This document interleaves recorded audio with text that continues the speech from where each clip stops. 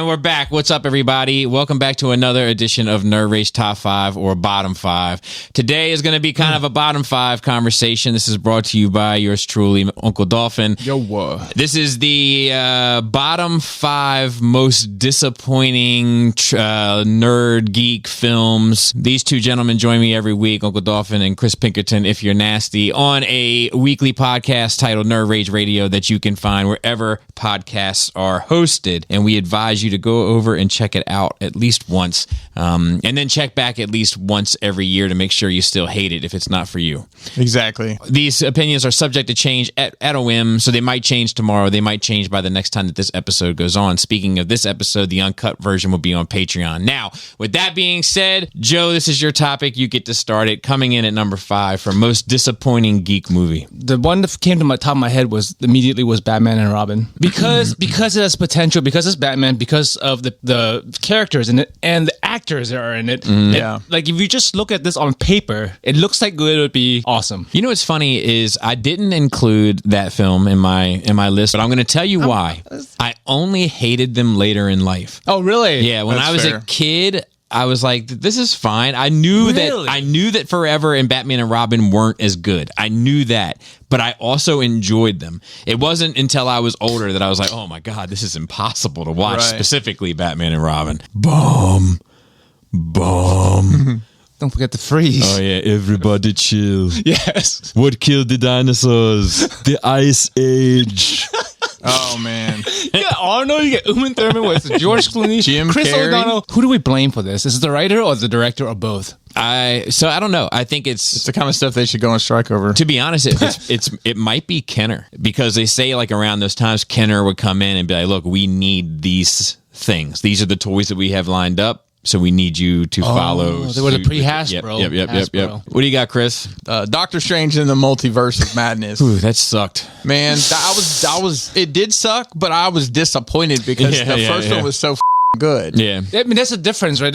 For me, for this list, it's like, it's not the worst movies, it's the most disappointing movies. Right. Yeah. I was looking forward to that. Yeah. I was looking forward to seeing how they're going to tie in some of these TV shows that we've been spending all of our time watching. I think a lot of people wanted it to show an awful lot, myself included. And then when you just find out it was going to be like a zombie fest, it was like, oh, well, boring. And also Doctor Strange versus Doctor Strange, which you always hate Marvel for. It's their formula. They don't know how to break it. My number 5 is XMen. The first one? The first one. Wow. So I remember being impressed. So when I saw, I was hyped about that movie. I thought you were going to say another H word, but that's also fine. But when I went in and saw that, and I saw that they made Sabretooth like this big lumbering doofus, Wolverine never felt right to me. I know he's beloved, but he's never felt right to me. That Rogue kind of became the Jubilee character. Whole like, what happens to a toad when it's struck by lightning? Like that. Yeah. Like, and even the beginning, the whole like opening up with the Holocaust bit, I was like, oh, this movie's getting ready to kill it. But I think that X-Men might have been the first time that like I was in love with the source material before the live action adaptation of it.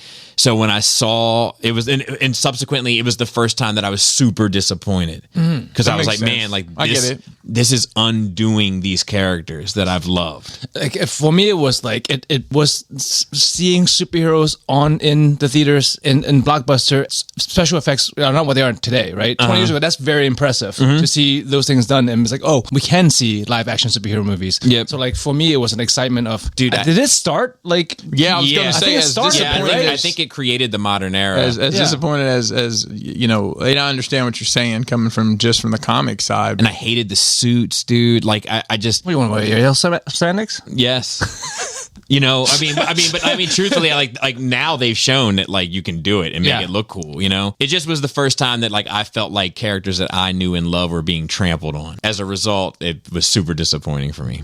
You know, it's not that I even think it's a terrible movie. It was just very disappointing. Yes, that's fair. Yeah. Number 4, Joseph. Number 4 for me was Dark Tower. Not many people probably know this one. It in itself is not a great movie. It's a Stephen King book series that I love. One of the few book series I actually read multiple times, 7 books. And like I was really looking forward to it being adapted in live action, and it was so hollow. It had barely the surface veneer of what it's supposed to be. That sucks. Like 7-book epic into like 1 hour and a half movie. I don't know. Yeah, that sucks. What about you, Christopher? Number 4. I mean, this one's probably, well, I don't know how divisive it is. I'll say the theatrical release of Justice League. Yeah. That was super disappointing. I mean, that changed my collecting trajectory. That Justice League, especially that rough. third act. It's trash. But it's like, this is when Superman was like, this is why you don't like me, to Batman. Batman was like, I don't not like you. It was just so awful. It was cringe. I'm cringing now just thinking about it. But in the same breath, the kind of temperature at that time, if you recall, everybody was like, this is too early. You haven't like established all these characters. It's too early. Well, yeah. I mean, it was to kind of do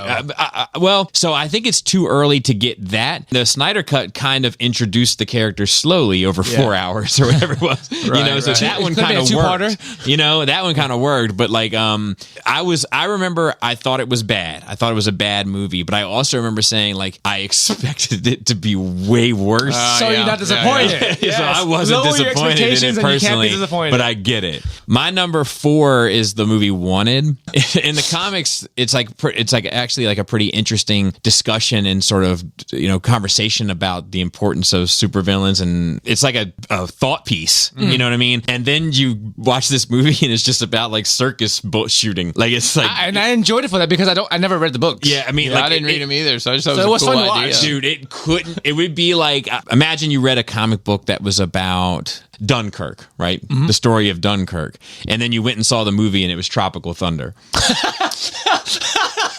Like, that's what it felt like. Tropical Thunder is fun, but it's not Dunkirk. Correct. Got it. It was like, what good have analogy. they done to this? And it's not, and it's not that the whole Wanted thing in and of itself is a bad idea or a bad movie or anything like that. It's just like they just took the concept of it and completely disregarded it, threw it in the trash, and made their own thing. And as a result, like super you do disappointing. often with Number 3, Joseph. Number 3 for me is Doctor Strange 2. I was really hyped for it. I was still like I was not drinking the Marvel Kool-Aid per se. I know things aren't as great as everyone keeps saying they are, but like I was like, okay, this is going to be the next rise after everything's been building up to it. It ruined it for me. Like I stopped watching Marvel movies, but like I have no desire to watch anything Marvel at all anymore, and I was like all in. That's fair. Like it completely killed it for me. So that's how disappointing it was. Just completely disrespect the characters, not to the books, but like to what they've built in the previous however many years. Yeah.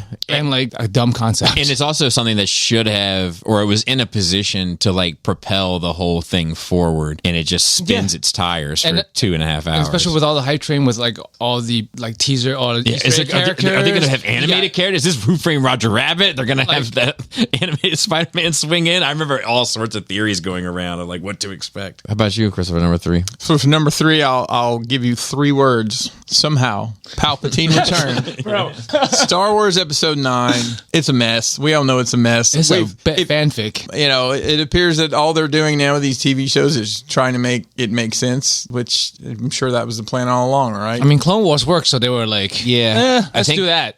But I think that's the other part of it, right? Is like not only are they trying to make it make sense, which I agree with you, but I think that they're also trying to make it mean something, and that's where they're struggling. Like Clone Wars was able to make it make sense and mean something. My number 3 is The Flash. It's solely that I think that they were kicking the Snyderverse when it was down. It was the fact that, potential spoilers if you hadn't seen The Flash, but there really isn't any excuse at this point, I feel like. But the most gritty, serious tone, and people can hate that or not hate that. I happen to enjoy it, but I understand that some people are like, super dark, whatever. I'm not that way. I enjoy it. I'm in place for everything. But the most super serious universe about DC, with probably the most serious Batman that we've ever had, has been left with George Clooney in it as Batman. That same universe has the most super serious Aquaman that we've ever seen, that in the Snyderverse anyway, where like he is kind of this dark, reluctant king and blah, blah, blah. He's now just a stumbling drunk that gets found in the bottom of a puddle on the street. They took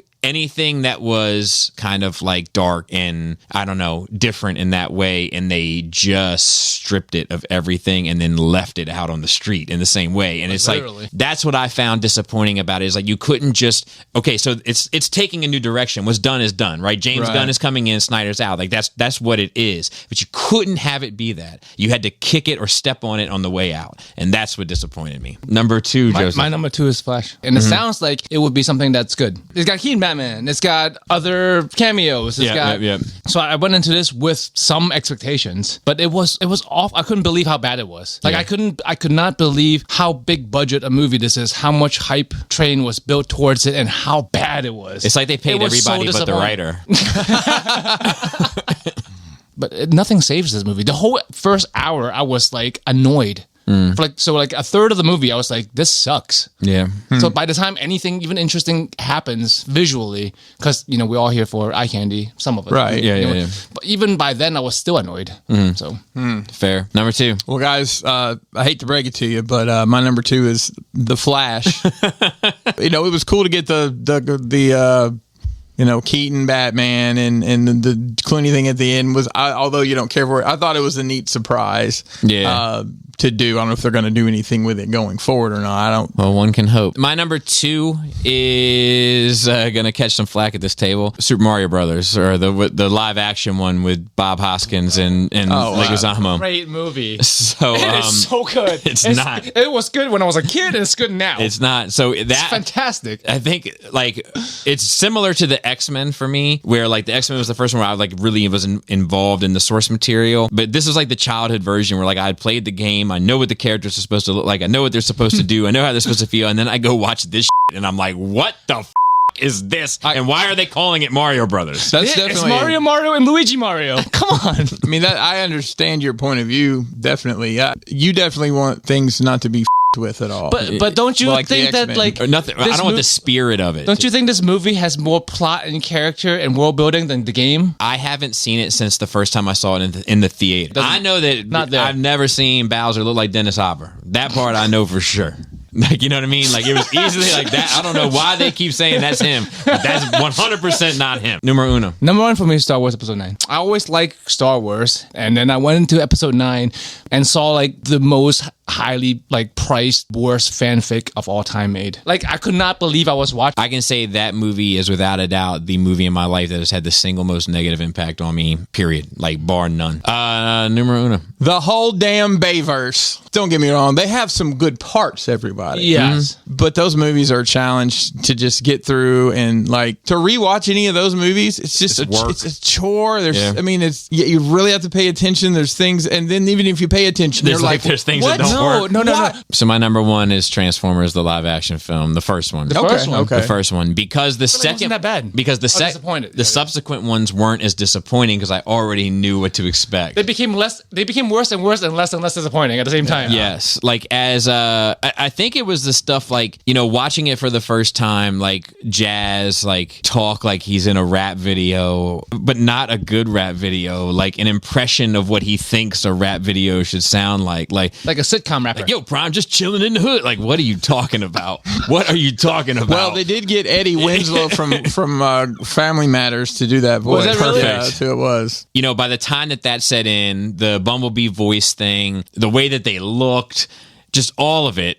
By the time it sat, I'll never forget my wife tapped me on my leg and said, "I am so sorry." Like, because she could just see it in my face that I was just broken. And to be fair, like, I fell out of Transformers. Me too. I sold on my. I was done. I think I was confused. I was off. I was done with them. Please feel free to let us know what yours are down in the description. So with that, if you like conversations, want to hear more like this and more kind of nonsense and more uncut, feel free to check out Nerd Rage Radio every week where your favorite podcasts are hosted.